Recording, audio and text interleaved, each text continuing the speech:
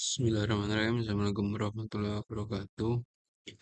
Eh, ada beberapa pertanyaan dari teman-teman operator terkait apa namanya? Ini nanti domisili ini cara membuat kriteria gimana atau perankingannya. Jadi secara juknis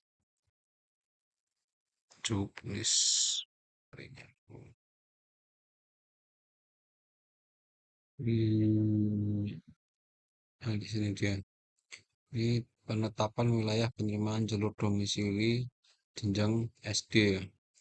Jadi di sini dijelaskan wilayah penerimaan satu didasarkan jarak udara titik koordinat sekolah dengan tempat tinggal calon murid baru sesuai KK atau surat keterangan domisili. Ini kalau pakai surat keterangan bila pindah,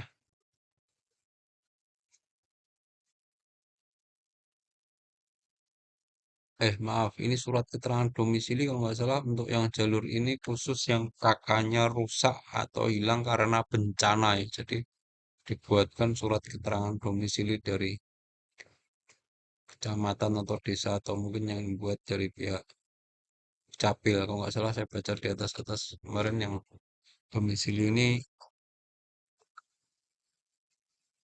berlaku bila terjadi bencana.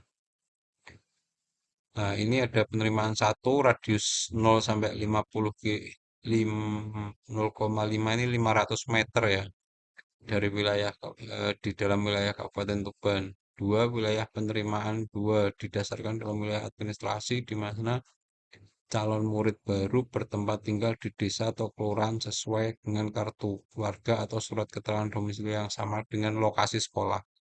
Yang ketiga, ini yang di luar kelurahan masuk ke penerimaan tiga, namun ini dibaca di luar satu dan dua itu masuk wilayah tiga, namun ada kalimat diprioritaskan bagi calon murid baru yang bertempat tinggal sesuai kartu keluarga atau surat keterangan domisili di wilayah Kabupaten Tuban.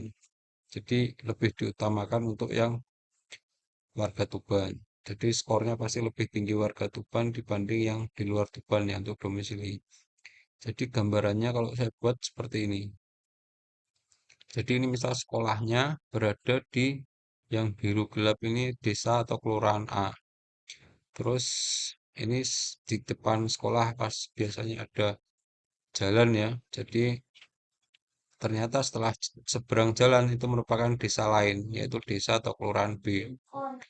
Nah, ini ditarik garis 500 meter. Misal sekolahnya ada di sini. Ini yang kuning ini 500 meter. Ini jadi apa namanya? Jadi wilayah penerimaan satu. Jadi yang di sini jadi wilayah penerimaan satu. Ini kalau yang daftar warganya yang di sini, calon muridnya di sini daftar ke sekolah ini. Misal pagu sekolahnya ada domisilinya ada 22 ya. Ini otomatis bila di sini ada murid jumlahnya misal 10, baik di desa A maupun desa B di dalam lingkaran kuning ini yang mana jaraknya kurang 500 meter ke hingga 0 itu jadi prioritas untuk masuk perankingan yang paling atas. Tapi di dalamnya nanti ada usia. Nah, di ring satu ini usianya baru dibuat peringkat di sini. Misal peringkat usia 7 tahun 8 bulan, 7 tahun 7 bulan, otomatis yang paling tua ada yang di paling atas. Gitu. Setelah ring satu yang 500 meter ini habis pendaftarnya, baik dari kelurahan A maupun B, tapi harus di dalam garis kuning ini, barulah masuk ke wilayah penerimaan 2, yang mana di sini disebutkan wilayah ini administrasi ini bertempat tinggal di desa atau kelurahan yang sama dengan lokasi sekolah. Jadi yang desa kelurahan A ini masuk ke wilayah penerimaan 2. Di sini warga yang daftar ke calon siswa yang daftar ke sekolah tersebut, saya tulis ini sekolah apa ya? Sekolah L. Sekolah L ini otomatis harus dihabiskan dulu pendaftarnya di sini. Misal kalau ada pendaftar dari kelurahan B, ini yang kelurahan A ini sisa di luar lingkaran kuning ini akan jadi prioritas kedua. Ini juga di ranking lagi. Ranking paling tinggi untuk wilayah penerimaan 2 untuk sekolah L ini paling tinggi yang umurnya paling tua. Di ranking, misal di sini tadi yang rank 1 ini 10 orang, di sini ada 10 orang juga otomatis pagu ini sudah terisi 20. Nah, sisanya mungkin dari kelurahan B yang jaraknya lebih dari 500 meter mau daftar ke sekolah ini, ya cuma dapat sisa 2 pagu tadi. Begitu. Terus ini saya perkecil lagi di sini ada kecamatan. Terus perlakuan untuk beda kecamatan bagaimana ya? Secara secara penjelasan di juknis ini sama ya.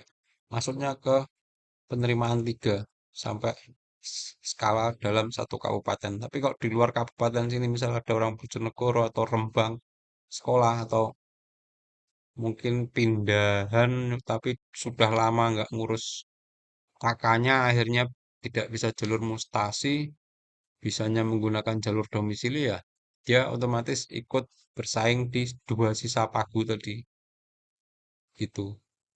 Jadi kalau ditanya orang luar Tuban nggak bisa sekolah Tuban, bisa selama pagu di sekolah ini belum penuh.